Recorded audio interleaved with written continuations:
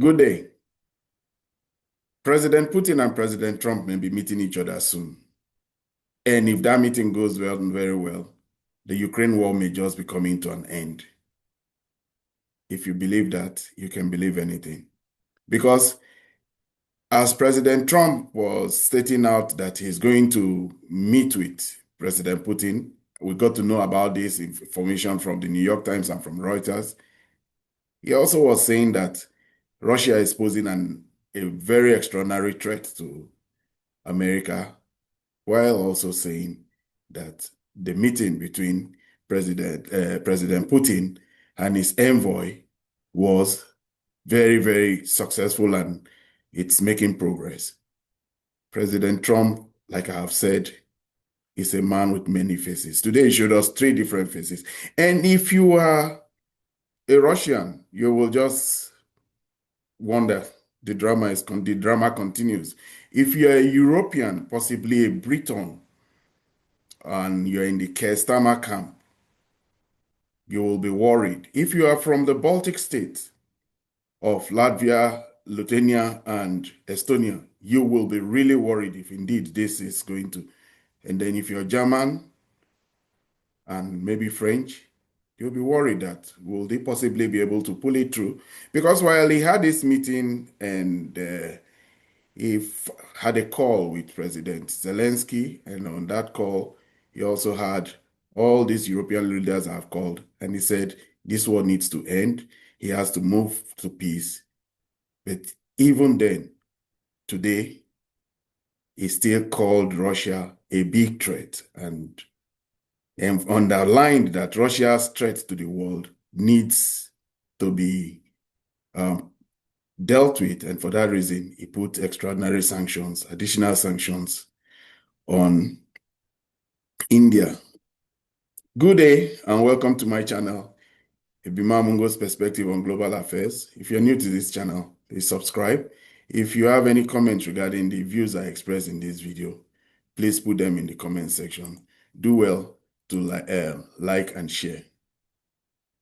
President Donald Trump, after the meeting with the extraordinary meeting with between Steve Witkoff and his envoy, Steve Witkoff, and President Putin, put out a tweet today where he said, my special envoy, Steve Witkoff, just had a highly productive meeting with Russian President Vladimir Putin.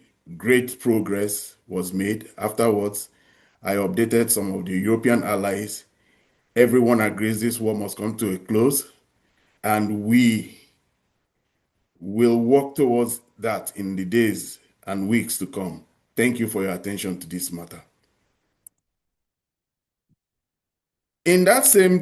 Following that tweet, it was later on announced by New York Times that, yes, indeed, President Trump, one of the outcomes is that he may end up meeting with President Putin, and possibly a trilateral meeting also with not only Putin, but with Zelensky. After that tweet, Zelensky also released his own tweet. In his own tweet, he says, right on my way from our brigades here in Sumy region, I spoke with President Trump. This conversation happened after President Trump's representative, Steve Witkoff, visited Moscow. Our joint position with our partners is absolutely clear. The war must end, and it must be done honestly. European leaders were on the call, and I am grateful to each of them for their support. We discussed what was spelled out in Moscow. Ukraine will definitely defend its independence. We all need a lasting and reliable peace. Russia must end the war that it itself started. Thank you to anyone who stands with Ukraine. This is very cryptic. It shows clearly that the Ukrainians are not yet there. They are not yet at that point where they will be hoping to end this war.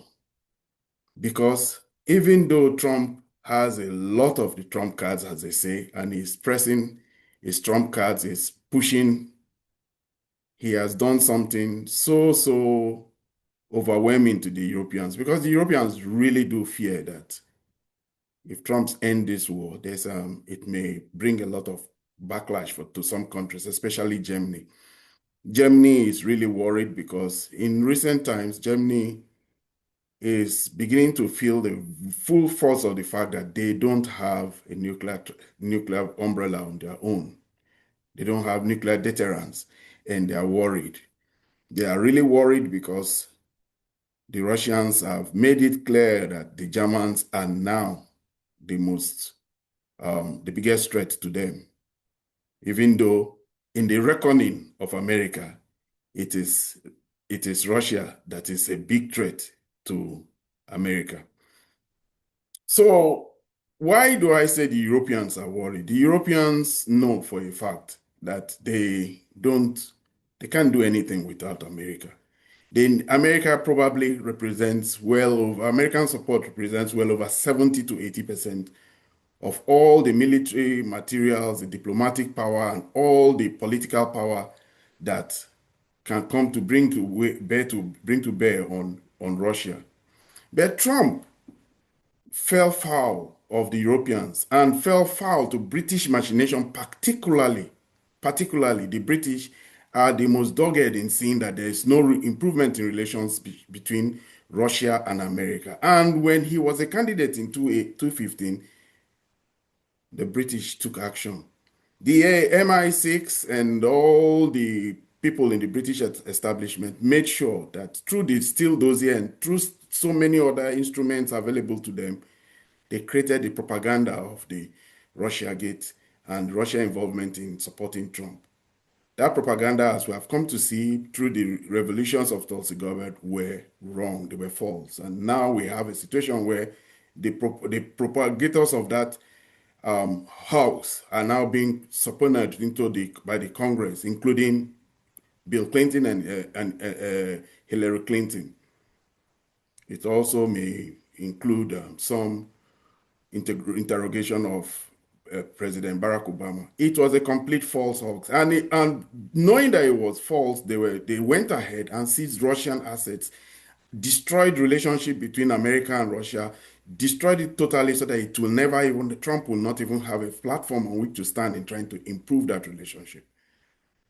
So now everything is clear that Trump has come to see that, yes, through the actions of Dr. Zuckerberg and the investigations of the FBI, and they have come to find out that Russiagate thing was a hoax. And Russia was as much a victim of it because their diplomatic properties were seized all across America, over 6 diplomatic properties scattered all across America. A lot of things, and they were sanctioned. A lot of sanctions came off that.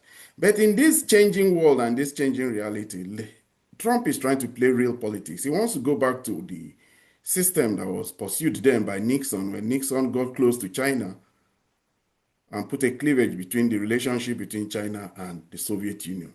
Trump wants to try and pull away Russia from the warm embrace of China, where the Biden administration has pushed them to with the unrelenting attack on Russia and the sanctions regimes that made Putin to intricate and make him build a greater relationship with the Chinese.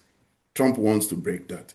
But yet, there are still hawks. There are still a lot of anti-Russian. There's big Russophobia in Russia. There is a lot of fear of Russia in Europe and a lot of fear, even more, in America. We should not forget that America has a large diaspora of Germans and East Africans, a lot, and many of them have worked their way into policy making. They are in the military, and they are part of the decision-making processes in America. And for that reason, they hold sway, and they have this anti-Russia. Anti-Russian rhetoric is the quickest way to sell yourself in America, one of the quickest way, and it holds sway. And as an outlier, if Trump says that I want to build good relationships with America, with Russia, it always is a problem. But he is using his own newfound diplomatic finesse. He has found the political know-how. He's a dribbler, two-faced, three-faced. He is so duplicitous now. He's giving President Erdogan a good run for his money. Because today, while announcing that there's the possibility that he's going to have this meeting with Putin as early as a week's time, and that there will be it will be tripartite meeting because they will try to get Zelensky there. It creates a lot of worry for the Europeans. The Europeans don't want to see the end of this war. Even though they don't have the ability to fight the war, they want America to continue to be in the war. But yet, Trump is very determined to leave this war because he wants to pivot to China. The Chinese too don't want, particularly if you ask me, don't want this war to end. They like the nature of the war. It's a slow burning one. It's not destroying anything. But Trump today went ahead and in trying to appease the people who want now for him to take action against the countries that support Russia, he went ahead and did something very, very consequential today. Today, President Trump called Russia a threat to America while he was making issuing out an additional suite of sanctions against India. He said, while addressing the threat up to the United States by the government of the Russian Federation, this was the caption of the executive order he signed today, but eventually it was to just state that he was adding additional 30% on India and all the countries that trade with Russia. India has now fallen foul of America and particularly of Trump. It had been thought that for the past few years, India, 10 years particularly, especially, India had been building a very good relationship with America. India had been trying to build a relationship because there was a little border problem India had with Russia, with China, and there was strong anti-China sentiment in America, in India then. Very strong anti-China sentiment. And because of this anti-China sentiment, the Modi regime had to walk the walk and talk the talk, and they now had to find a way to they distance themselves from a relationship with China because they knew that by all means they just couldn't go into a confrontation with China. So the best way was to play diplomacy and avoid a confrontation with China. But in order to protect itself, it found a common ally in the Biden administration. They got closer to and formed the Quads. The Quad, that was where China was encircled by Great Britain, America, India, and Australia. India was part of these Quads, but now India now has the reality of a new president. Modi has always said he has a good relationship with Trump, and Trump says he does have a good relationship with Modi, but somehow that relationship doesn't seem to have held sway. And for that, today he put these additional sanctions on India. The additional sanctions is quite a pressure point. The Indians have pushed back and said it's an attack on their sovereignty. In fact, they've even accused the Americans of buying a Russian, trading with Russia to the tune of almost $4 billion last year, because America still buys fertilizer and uranium to enrich uranium, particularly to run their power plants, nuclear power plants from the Russians. The Russians are the preeminent supplier of enriched uranium all over the world. India says, why are we being targeted when even the EU still buys liquefied natural gas from India, from Russia? It's almost hard for every country to extricate themselves from the resources Russia has. Russia sells both agricultural products and mineral and chemicals and hydrocarbon products. We know them more for their vast reserves of oil and gas, but they do sell quite a lot of things that are very important. Plutonium, titanium. They do have a lot of rare earth metals. And it is these rare earth metals that somehow one of the people are saying, some people and analysts are saying that is pushing Trump and prompting Trump and motivating Trump to want better relationship with Russia. The meeting with Witkoff was supposed to have been a good one, and everybody thinks it was a good one. But in order to appease the people who continue to support Ukraine, Trump says is adding additional 25% levy. But New Delhi slammed on this additional 25%, calling it unfair, unjustified, and unreasonable. That's what India's foreign ministry said. They condemned it seriously. And already India is getting closer to Russia. Their arms sales from Russia is increasing, not decreasing, because the National Security Advisor of Russia, of India, is even going to Russia at this very moment to go and meet with Putin. India's National Security Advisor, Ajit Doval, will visit Moscow this week to meet with him and discuss the security implications of this threat to them. Because one of the things is if India insists that they are going to continue to buy Russian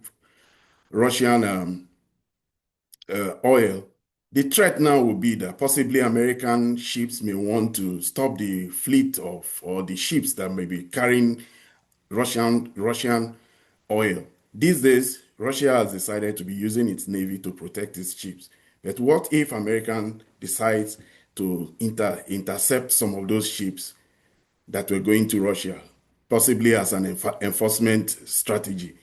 So they are going to discuss this national security implication, because as far as India is concerned, India with a growing economy, they feel that the oil is very important to their economy. They consider this cutting access off to cheap and discounted Russian oil as a threat to their national security. Besides, they feel that it's an infringement on their sovereignty to tell them who they can trade with and not trade with. I'd already discussed how progressively and over time, as a hegemon, the only global superpower for a long time, America had weaponized quite a number of things. One was human rights. That was one way by which they interfered with a lot of countries. They claimed that there was human rights deficiencies in that country, and for that reason, they sanctioned a lot of countries. Then later on, they moved into pro-democracy efforts using USAID, National Endowment for Democrats, and they had all these institutions that they used in trying to promote promote democracy in countries and undermining those countries.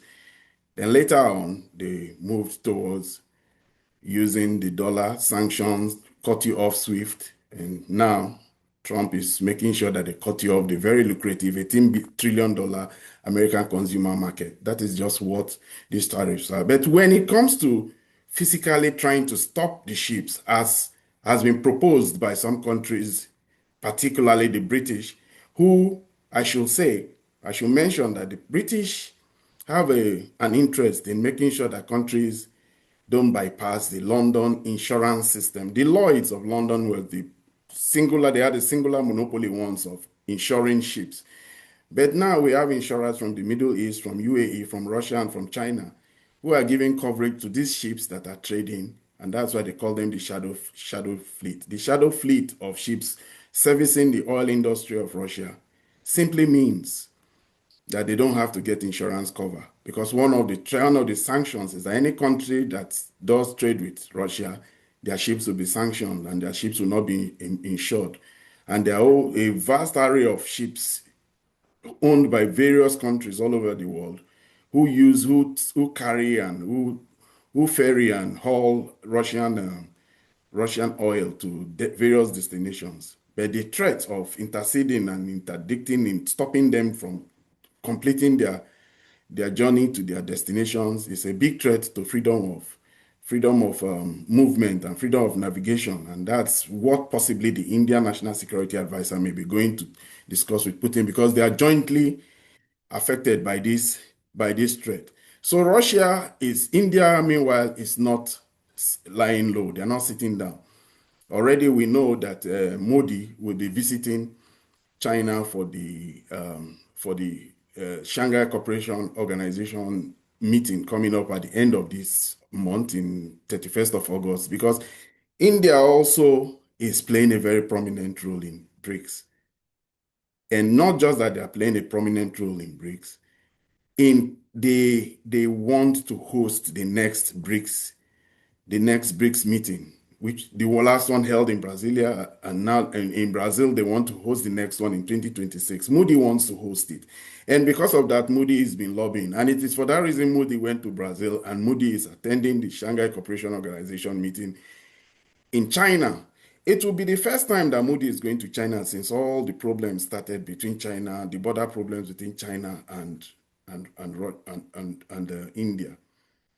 India has, over these past few years, been trying to assert its sovereignty and avoid any infringement of its sovereignty. It was trying to avoid bloc politics, but unfortunately, it aligned with America during the period when there was a lot of rhetoric and there was the formation of the Quads.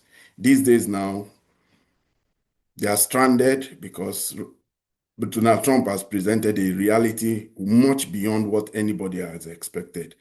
So today, Donald Trump has shown his very duplicitous face. In one hand, he gave to the Russians. In another hand, he gave to the Europeans, and he did what I have always said is his preeminent agenda. He is not going to give any support to the Ukrainians. He's calling them, his escape ramp is they should find a way to get peace. And I think he is asserting that and preparing the Ukrainians to the fact that they may have to lose territory. And in Zelensky's tweet that I put up, it was very cryptic. Zelensky is not going to sign in on that. The British will not sign in on that. And definitely the Germans and the Baltic states and the Europeans. Ironically, we should understand that though they may be small, the Baltic states control practically most of the leadership positions in all the institutions of the European Union. How they got there, we really don't know, because for them, Russophobia and hatred of Russia was by a means by which they gained promotion. Kaja Kallas is one of them particularly. She is the vice chair of president of the European Union and heads the foreign affairs department. And they have a lot of them. Lithuania, Estonia, and Latvia have a strong voice in the European Union, and they don't want this war to end. It is for that reason that Viktor Orban has said the European Union has gone mad and they are possessed with a war fever. They just want this war to continue. But unfortunately, they can't bankroll the war. They can't support the war. They don't have the military arsenal and the military things to give to Ukraine in this war. So what do they want? They want America to continue to be within the war. When it was Biden was motivated by an indescribable hatred of Putin. So they had an easy ally. But now that it is Trump is looking at practical terms, seeing that it makes a lot of practical sense to have good relationship with Russia, at least, if not very good one, at least a benign one, than to be a bad relay, but in be a president that makes Russia to get closer to China. Even as I'm making this video at this point, Russia and China are holding drills in the Sea of Japan. They are tightening and increasing their bond, bringing closer their military ties. Russia is having drills with all the countries of the world that the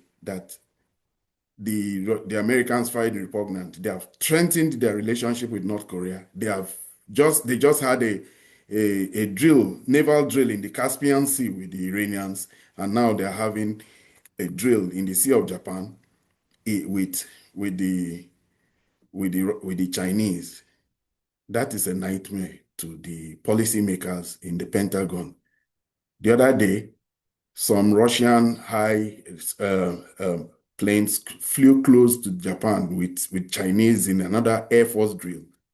They're getting closer militarily, economically, and we already know how close they are financially, because They trade in each other's currency now, and they use the cheap system of China in facilitating trade between their two countries.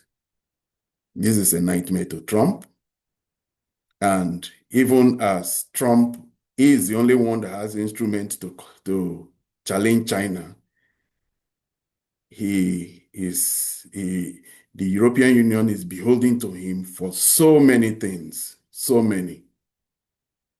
Trump has broken their heart today.